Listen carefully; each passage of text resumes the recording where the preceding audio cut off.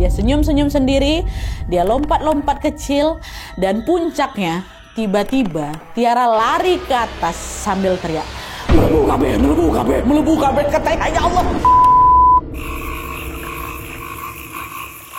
Hai, wassalamualaikum warahmatullahi wabarakatuh. Terima kasih sudah klik video ini. Selamat makan untuk wawak semua yang lagi bersiap mau makan, ya kan? Dan juga nih, sebelum aku masuk ke ceritanya, aku pengen nanya dulu Wak sama kalian. Kalian pasti udah familiar kan sama yang namanya sesajen. Buat kalian yang belum familiar, sesajen itu tuh adalah persembahan berupa makanan, bunga, atau juga dupa yang biasanya diletakkan di lokasi tertentu untuk persembahan bagi leluhur ataupun bagi entitas gaib lainnya. Nah, mungkin juga buat sebagian orang, Wak, di zaman sekarang sesajen itu dianggap sebagai tradisi lama yang udah nggak relevan lagi. Tapi bagi sebagian orang yang lain, sesajen itu tuh adalah simbol penghargaan bagi mereka-mereka yang tidak kasat mata. Nah, kisah yang akan aku ceritakan ini berkisah tentang perjalanan 5 sekawan ketika mendaki sebuah gunung. Sayangnya pada saat pendakian itu berlangsung, salah satu dari mereka ini melakukan kesalahan yang mungkin terlihat sepele, tapi ternyata menyentuh hal yang dianggap sakral oleh masyarakat setempat. Nah, kira-kira kesalahan apa yang mereka lakukan dan gangguan apa saja yang mereka alami? Tanpa berlama-lama kita langsung masuk aja ke ceritanya. Check it out!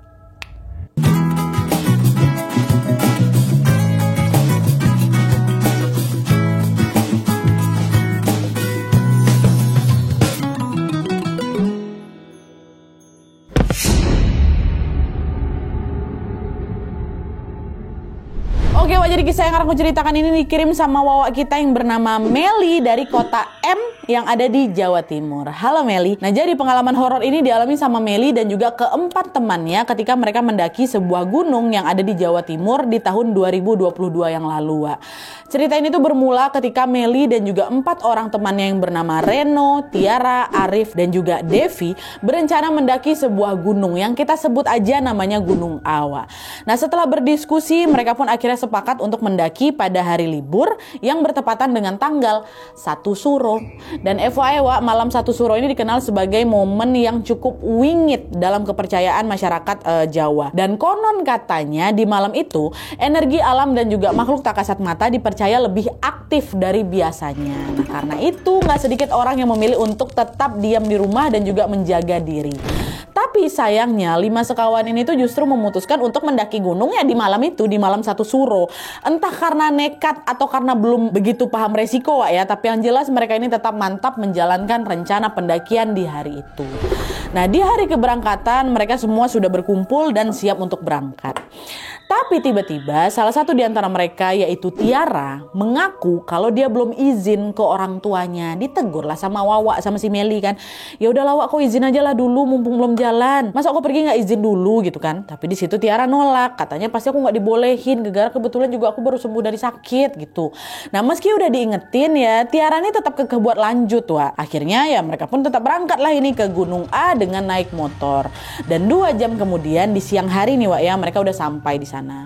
Nah, pas sudah sampai di parkiran, Mel ini tiba-tiba ngerasa perasaan aku tiba-tiba nggak enak gitu Nadia. Bahkan aku juga sempat ngajak kawan aku balik loh, cuman ditolak langsung lah sama kawan-kawan aku.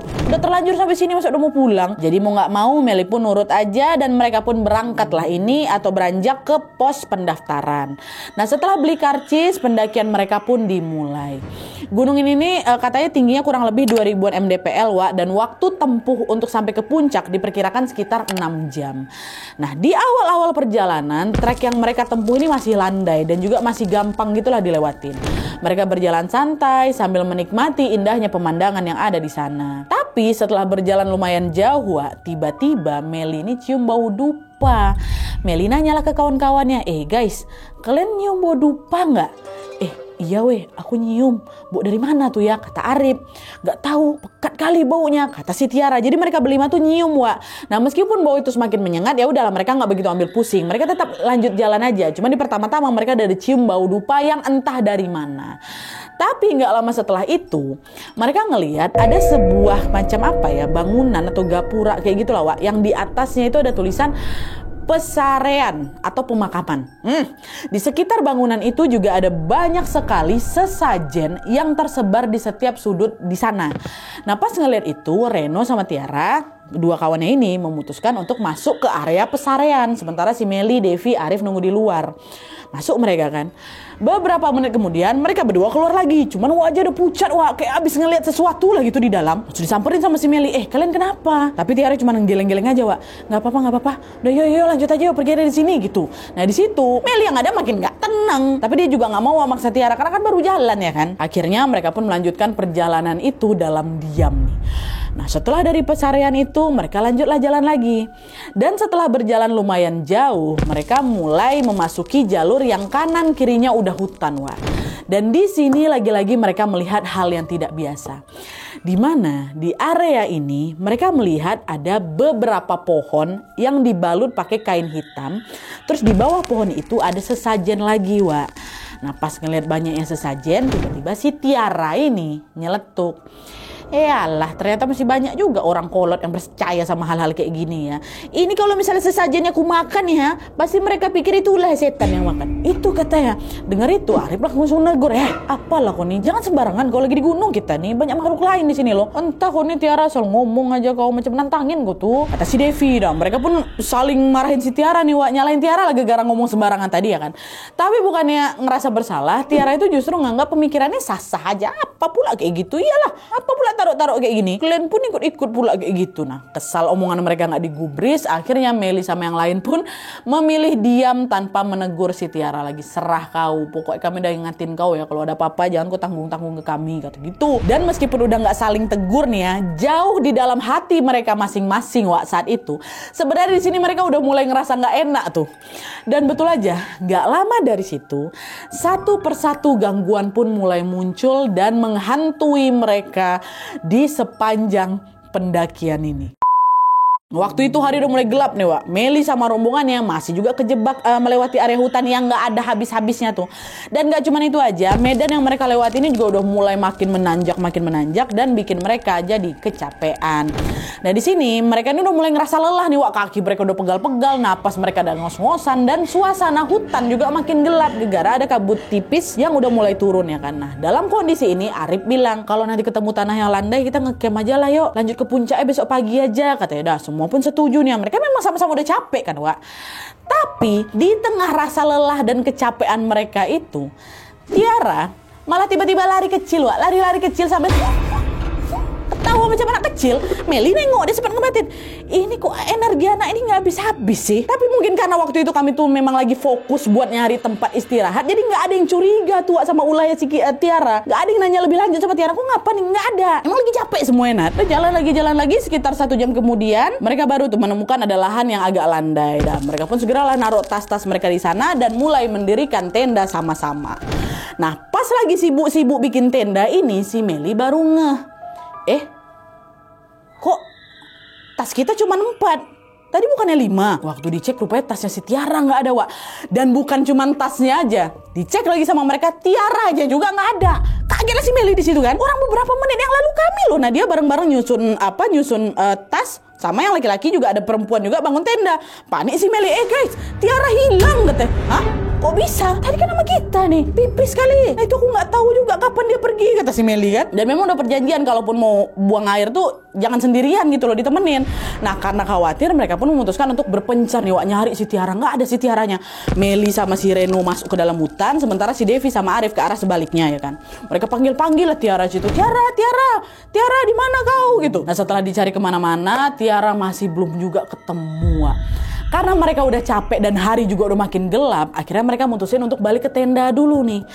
Tapi belum sempat istirahat di tenda, Meli tiba-tiba keingat, alamak Tiara lagi haid. Dan menurut kepercayaan orang haid ini bisa bikin lebih rentan diganggu sama makhluk halus ya. Kenapa lagi di gunung ya Allah. Akhirnya waktu tahu si Tiara lagi haid kan, Reno sama Arif yang laki-lakinya mutuskan untuk cari si Tiara lagi. Sementara Devi sama Meli disuruh tetap di tenda, jaga-jaga kalau misalnya nanti Tiara balik sendiri.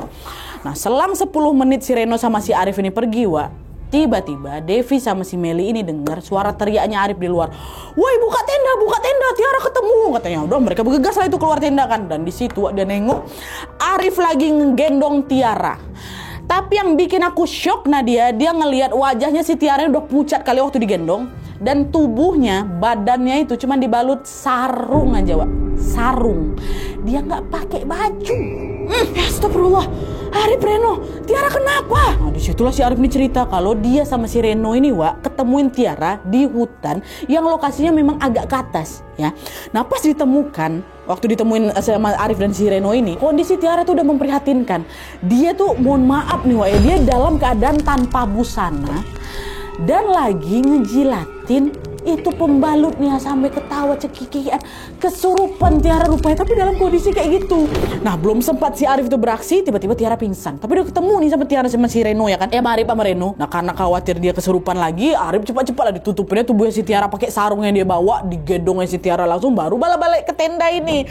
Soal bajunya si Tiara kemana kami nggak tahu sama sekali. Kau jangan mikir macam-macam soalku ya, demi Allah aku nggak apa-apain dia. Ini loh si Reno juga saksinya, kami berdua nengok dia dengan cara kayak gitu. Bajunya kemana kami nggak tahu. Kayak gitulah yang kami temukan. Untung aku bawa sarung. Setelah mendengar cerita itu, Meli sama si Devi pun langsung bawa si Tiara masuk ke dalam tenda. Mereka langsung pakein pembalut dan juga pakein baju ke si Tiara. Dan pas sudah kondusif nih, Wak, ya, nggak lama kemudian Tiara tiba-tiba siuman nih, bangun. Cuman masih lemas dia. Dah, Meli di situ cuman bilang udah aku istirahat aja, udah istirahat gitu. Dan nyuruh sih apa ini istirahat. Nah, nggak lama sih Tiara tidur, Wak. Terus Reno sama si Arif ikut masuk juga ke tenda buat istirahat juga. Memang mereka berlima tuh tidurnya satu tenda nih, Wak, ya. Tapi di saat ketiga kawannya ini udah tidur, Meli sama si Devi sepakat nggak mau tidur, Wak. Gara-gara dia khawatir si Tiara bertingkah aneh lagi, ya kan. Dah, Wak, kita nggak usah tidur aja dulu, gitu. Jaga-jaga, takut aku gitu. Dan pas lagi mulai ini pun aku sama si Devi ini saling diam aja Nadia. Tapi kami masih penasaran, apa yang sebenarnya terjadi sama si Tiara ini, ya kan tadi. Cuman nggak berani ngobrol karena kan masih di situ posisinya kan, Wak. Belum lagi kami nemu jawabannya, tiba-tiba gangguan kembali muncul, Wak. Waktu itu mereka berdua, Devi sama si Meli ini, dikejutkan dengan suara perempuan lagi besiul dari dalam tenda. Gitu. Dengar itu Meli langsung nyenggol Devi kan. Devi, kok dengar suara siul-siul tuh? Iya, Wak, aku dengar, Wak. Siapa yang besiul tuh? Gak lama suara siulnya makin kencang lagi, Wak. Dan setelah ditelusuri, yang siul siapa? Tiara. Dia siul sampai posisi gini, Nadia. Matanya pejam kan, kayak gitu. Langsung merinding aku sama si Devi kan, mepet-mepet kami berdua. Mau aku bangunin si Arif sama si Reno dia, tapi aku takut kondisinya makin gak enak lagi. Nah, kami cuma diam, ya udah baca doa. Masih itu bersiul-siul si Tiara tuh, matanya pejam. Dan untungnya setelah itu baru diam nih, Wak. Tiara tidur lagi tanpa mengeluarkan suara siulan. Nah, karena kejadian Tiara bersiul ini, Meli sama si Devi makin gak bisa tidur lagi, ya kan. Terus selang 1 jam setelah kejadian terakhir besiul tadi, ada lagi. Meli sama si Devi dengar ada suara gerasak-gerusuk dari luar tenda, Wak. Awalnya mereka pikir itu suara kresek-kresek gegara kena angin aja. Tapi makin lama suaranya makin jelas, seolah-olah suara tuh lagi mendekat ke arah tenda mereka. Dan di tengah ketegangan ini, Wak, tiba-tiba ada seseorang yang lagi buka tenda mereka pelan-pelan. Ya Allah. Nah, pas tenda ini sedikit terbuka, kelihatan ada bapak-bapak pakai topi caping, bawa sebilah sabit dan melongokkan kepalanya ke Meli, bilang, "Wes, mulai wae nduk, dienteni bapak." Itu ada bapak-bapak itu, Nadia. Apa nggak shock kami berdua di dalam itu? Astagfirullah. Ya Allah, tiba-tiba buka. Hah, kata dia. Nggak aneh, Nadia, cuman bapak-bapak. Tapi tiba-tiba kayak gitu, nggak terkejut juga kami. Nah, karena takut dia apa-apain juga, Meli cuma ngangguk aja. "Oh, J, Pak, J," kata dia kayak gitu. Dan setelah Meli ngomong itu, udah bapak tuh langsung pergi aja. Nah, dia ninggalin kami yang masih ketakutan berdua di situ, pergi. Di titik ini perasaan aku makin gak karuan, Nat. Katanya saking banyaknya kejadian aneh yang dialami di gunung itu, macam pengen pulang aku saat itu juga ke rumah. Di situ mereka cuma berdoa, baca-baca, nahan takut sampai akhirnya mereka bisa tertidur tuh, Wak. Sampai pagi berdua. Nah, besok paginya mereka bangun pada saat matahari udah mulai tinggi tuh waktu itu. Dan Tiara juga udah kelihatan jauh lebih tenang, Wak. Dia bisa berdiri, dia bisa ngobrol, bahkan dia juga sempat ketawa-ketawa kecil. Seolah-olah dia nggak ingat apa yang terjadi tadi malam sama dia. Tapi justru karena itu, teman-temannya menjadi bingung lah kan. Nah, akhirnya di situ mereka duduk melingkar nih di depan tenda. Mereka saling pandang dengan raut penuh tanya. Arif akhirnya buka suara di situ. "Ra, kok ingat nggak, Ra, kejadian tadi malam, Ra?" Tiara ngelirik mereka satu-satu kan. Tadi malam? Kan tadi malam waktu kita sampai tenda kita langsung tidur. Kenapa emangnya? Itu katanya. Meli sama Devi langsung tatap lah kan. Hah? Langsung tidur? Nggak tahu apa dia tadi malam kita sepanik apa nengok keadaan dia tuh balik tuh, ha? Cuma di situ mereka sadar, Wak, ini tuh bukan waktunya untuk menekan Tiara dengan pertanyaan. Yang penting sekarang Tiara udah sadar Nadia, dia udah bisa jalan, kondisinya juga udah baik-baik aja, ya kan? Nah, akhirnya setelah memastikan Tiara ini cukup untuk beraktivitas lagi, Wak, Arif di situ nanya, "Wah, ini gimana nih? Kita mau lanjut daki atau udah kita mending turun aja?" Si Reno nyaut, "Wah, kita udah setengah jalan lebih nih ya. Puncak paling tinggal 1 jaman lagi. Nah, sekarang Tiara juga udah baik-baik aja. Daripada kita turun buru-buru dalam kondisi panik, mendingan kita tenangin diri dulu di atas. Siapa tahu nanti pikirannya lebih jernih, kita turunnya juga lebih enak." Dan yang lain juga termasuk Meli ngangguk. Bukan karena kami pengen gaya-gayaan naik gunung Nadia ya, tapi lebih karena mereka tuh butuh waktu untuk nenangin diri dan juga mencari arah gitu. Dan puncak dalam kondisi kayak gitu rasanya menurut kami justru menjadi tempat yang paling masuk akal buat ngebawa kepala dingin ini sebelum akhirnya turun gitu loh, kata si Tiara. Kata si Meli. Jadi udahlah, ini akhirnya setelah sepakat semua, mereka ngumpulin tenaga lagi, mereka ngumpulin niat lagi, mereka lanjutlah, Wak, jalan mendaki ke atas. Dan betul nggak sampai 2 jam tuh Nadia kami sampailah di puncak. Nah, sesampai di puncak mereka sempat foto-foto, mereka menikmati pemandangan, dan setelah itu pun mereka beristirahat sejenak, duduk berpencar di beberapa titik. Tapi suasana tenang itu mendadak pecah pada saat Arif teriak, "Astagfirullah, apa itu?" Kata dia berlari waktu birit-birit nurunin gunung. Nah, teman-teman yang lain kaget pun juga spontan ikutan lari juga nih, ikutin si Arif tanpa banyak tanya. Meli, aku Nadia yang belum paham situasi itu langsung teriak kan, "Ngapa weh Arif?" Tapi nggak ada yang jawab sama sekali. Nah, karena ikutan panik juga dia nyusul berlari lah ke bawah. Dan setelah berlari nih, wah, luruh tunggu si Arif udah teriak-teriak, apa tuh?" Yang lain juga ikutan lari, Wak. Setelah berlari cukup jauh, mereka akhirnya berhenti, gegara napas mereka udah tersengal. Semua tuh diam tuh, ya kan, mencoba mencerna apa yang baru saja terjadi kelihatan dari muka mereka. Dia nanyalah aku di situ, "Kalian ini kenapa sih, ha? Ada apa? Kok nggak nengok, Meli?" "Apa? Nengok apa? Dari tadi kita dikejar sama monyet loh, Wak," katanya. "Hah?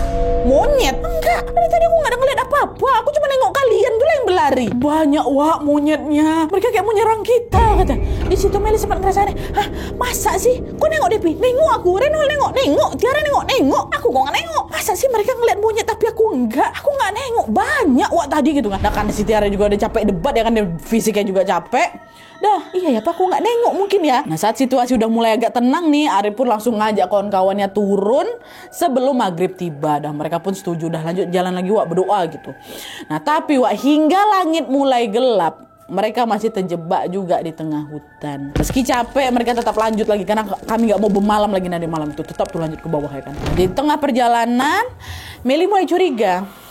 Si Tiara tiba-tiba terlihat aneh lagi, Wak. Dia senyum-senyum sendiri, dia lompat-lompat kecil, dan puncaknya tiba-tiba Tiara lari ke atas sambil teriak, "Melebu kabeh," katanya. "Ya Allah, weh Tiara mau kemana kok?" kata si Meli. Nah, tapi di sini, Wak, bukannya ikutan panik kayak si Meli, Arif, Reno, Devi diam aja. Diam mereka. "Wah, itu lo kawanku lari ke atas." Nah, pas diprotes sama si Meli ini, mereka bertiga noleh bersamaan ke aku, Nadia. Terus senyum. Di situ Meli sadar, bukan cuma Tiara, Wak, 3 kawannya lainnya loh kesurupan juga. Oh, apa nggak makin takut si Meli kan? Berlari dia langsung ditinggalkan menuju ke bawah. Wah, katanya. Dan setelah berlari, nekat tuh aku pun nggak tahu dapat kekuatan dari mana aku bisa nekat turun sendirian gara-gara takut nengok mereka bertiga. Lari aku ke bawah, dan dari kejauhan aku nengok ada macam bangunan yang dekat parkiran tuh lah, Nadia. Aku ada nandain satu bangunan kan tuh. "Ya Allah, alhamdulillah bentar lagi aku sampai," katanya kan. Nah, nggak lama dari situ, Wak, di depan si Meli nengok ada bapak-bapak lagi naruh sesajen di bawah pohon. Meli langsung lah nyamperin bapak itu. Pak, tolong Pak, teman saya kesurupan di atas. Hah? Di atas? Oh ya udah, saya pergi ke sana sekarang. Kamu tunggu di sini aja ya," kata bapak-bapak itu. Dah, bapak tuh langsung naik ke atas nih, dia menuju ke lokasi yang si Meli tunjuk. Nah, ketika bapak tuh pergi, Meli dalam kondisi yang udah ngos-ngosan kali, Wak, kakinya lemas, jantungnya berdebar-debar gak karuan ya kan, dan juga dia nih panik dan juga mungkin gak ada kecapean lari. Tiba-tiba pandanganku kaburan ya. Aku ngetas, pingsan lah si Meli dekat situ, ya Allah. Nah, setelah beberapa waktu tidak sadarkan diri, Meli akhirnya kebangun, Wak. Dan pas aku kebangun ini, si Meli ini kebangun, dia udah berada di pos pendakian dan di sebelahnya ada 4 kawannya, si Tiara, Reno, Devi, Arif. Ya, nah, waktu itu mereka semua udah sadar, wah udah nggak kesurupan lagi. Dan di sana juga ada bapak-bapak yang nyelamatin mereka tadi tuh loh, yang dimintain tolong sama si Tiara, sama Tiara sama Meli. Nah setelah itu si bapak tadi nyuruh mereka supaya mandi bunga di sumber mata air yang ada di gunung itu memang. Nah dengar saran itu mereka berlima ya nurut aja tanpa banyak bertanya, karena mereka tahu mereka habis kenapa-napa gitu kan. Tapi begitu mereka berdiri dan siap mau mandi bunga, wak, si bapak itu langsung nunjuk kaku Nadia ke si Meli. Dia ngomong, sing iki gak usah, sing liane wae, yang ini gak usah, biar kawan-kawan aja, kata gitu. Nah dengar itu akhirnya udah aku nurut aja, Nadia gak ikut mandi aku. Tetap stay aku di pos sambil nunggu kawan-kawan aku mandi kembang. Kami nurut karena ini pembersihan mungkin ya, biar gak kenapa-napa waktu udah balik rumah. Nah setelah mandi mereka pun berempat segera balik ke pos dan langsung pulang itu ke kota asal mereka bersama Meli juga. Udah selesai pendakian, baliklah ke rumah masing-masing. Untung selamat semua nih berlima. Tapi di sini wak, teror belum berakhir loh. Sepulang dari pendakian, keempat temannya Meli ini tiba-tiba jatuh sakit. Mereka pada susah makan, susah tidur, dan badan mereka ini terasa berat kali wak. Padahal Meli sendiri baik-baik aja tuh wak. Nah karena khawatir mereka pergi ke dokter nih wak, masing-masing. Tapi hasilnya nih nihil, nggak ada penyakit apapun. Nggak, kok aman-aman aja kok kamu gitu. Merasa dia nggak beres, akhirnya Arif inisiatif wak. Dia pergilah ke orang tuanya. Dia jujur lah sama orang tuanya kalau waktu kami ngedaki kemarin Pak, Bu, kami kesurupan katanya. Nah dengar kabar itu akhirnya orang tuanya Arif pun mengajak Arif dan juga ketiga temannya Reno, Devi sama si Tiara untuk berobat ke orang pintar yang kita sebut aja lah namanya Mbah Pardi wak. Nah pada saat itu Meli juga ikut nih biar dia juga tahu keadaan teman-temannya ya kan. Pergi lagi mereka berlima di sana sama orang tuanya Arif. Nah sesampai di sana mereka diwajibkan untuk melakukan ritual tertentu untuk pengobatan gitu loh wak, masing-masing nih. Nah pas lagi diobati Arif, Tiara, Devi, Reno kesurupan lagi. Mereka teriak-teriak Nadia, mereka nangis, bahkan ada muntah rambut, bayangkan sama kau. Cuman bedanya wak, Arif, Reno sama si Devi nih kesurupannya tuh yang tadi tuh lah muntah, nangis, teriak-teriak ya kan. Cuman si Tiara aja wak yang anteng, duduk, tersenyum dia. Nengok kawan-kawannya kayak gitu. Soalnya dia puas gitu nengok ketiga kawannya kesurupan wak. Mereka kesurupannya lumayan lama wak. Dan baru sadar setelah Mbah Pardi itu nyembelih 4 ekor ayam cemani katanya. Tapi di saat ketiga kawannya udah sadar nih, Tiara masih tetap kesurupan dan harus menjalankan ritual lain yang lebih panjang dibanding kawan-kawannya. Melihat kejadian itu, orang tuanya Arif pun nanyalah ke Mbah Pardi, Mbah ini mereka ini sebenarnya kenapa? Mbah kok bisa jadi sampai kayak gini kali? Nah Mbah Pardi jawab, Ibu, Bapak, dari awal mereka ini memang udah salah. Pertama, mereka mendaki di malam 1 suruh. Malam keluarnya makhluk-makhluk halus. Terus kedua, mereka juga ngomong sembarangan di situ. Mereka nggak juga ngucapin salam di pesarean. Nah, semua hal itulah Bu yang bikin penunggu di sana sakit hati. Itulah kenapa mereka kesurupan. Katanya kami belum cerita lagi nanti kami nyamper ke pesarean padahal. Yang ngomong sembarangan itu mungkin si Tiara yang ngomong ini kalau misalnya hilang satu dipikir setan nih berarti yang makan kayak gitu. Dan selain itu Mbah Pardi ini juga cerita satu hal yang bikin mereka semua langsung merinding jadi-jadinya wak. Plot twist yang tidak kepikiran sebelumnya. Kalian tahu kenapa mereka disuruh mandi sama bapak-bapak yang katanya nyelamatin mereka tadi? Kata Mbah Pardi wak, ternyata itu bagian dari ritual penumbalan. Jadi keempat anak ini nih rencana itu mau dijadiin tumbal sama si bapak nyelamatin tadi wak. Jadi mandi kembang di sumber mata air itu tuh bukan buat ngebuang sial atau semacamnya, tapi justru semacam penanda. Dengan mereka mandi bunga, si bapak itu tuh macam ngasih kode ke jin-jin ini loh, tumbalku ono 4 gitu. Bukan untuk pembersihan wak, mau jadi tumbal mereka. Dan gak cuma itu juga ya wak ya. Mbah Pardi juga cerita alasan kenapa Meli ini selamat dari kesurupan itu adalah karena dia dijaga sama nenek moyangnya yang ternyata adalah seorang dukun di masa lalu. Alasan ini yang bikin bapak-bapak tadi nggak nyuruh si Meli ini mandi di sumber air. Bapak itu tahu kalau Meli ini jaga sama leluhurnya. Dengar itu awalnya aku nggak percaya kan. Masa iya sih leluhur aku ada yang dukun? Halo? Masa? Aku konfirmasi ke mama bapak aku karena dia. Ternyata betul dok. Yang dibilang sama Mbah Pardi itu betul. Leluhurnya aku memang ada yang berprofesi sebagai dukun yang bahkan terkenal kali malah ada di kota M pada masa saya tuh. Pendahulu awak katanya, terima-terima aja lah, memang ada. Nah, akhirnya setelah mendengar ceritanya Mbah Pardi, Meli dan ketiga temannya pun diperbolehkan pulang wak. Sayangnya waktu itu Tiara nggak bisa langsung pulang karena dia masih harus diobati dengan ritual yang lumayan panjang. Nah setelah melakukan pengobatan yang rutin ini, alhamdulillah ya kondisi Tiara mulai membaik dan juga karena kesibukan masing-masing Setelah kejadian itu mereka udah jarang ketemu lagi ataupun kontakan lagi, kata si Meli. Sampai selang 1 bulan kemudian Arif tiba-tiba ngechat Meli dan dia cerita tentang kondisinya Tiara, Wak.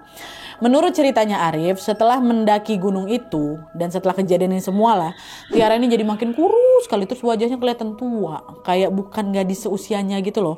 Meli yang baca pesan itu langsung kaget, Wak. Di satu sisi aku kasihan Nadia karena aku nggak nyangka kalau dampaknya bakal sepanjang itu.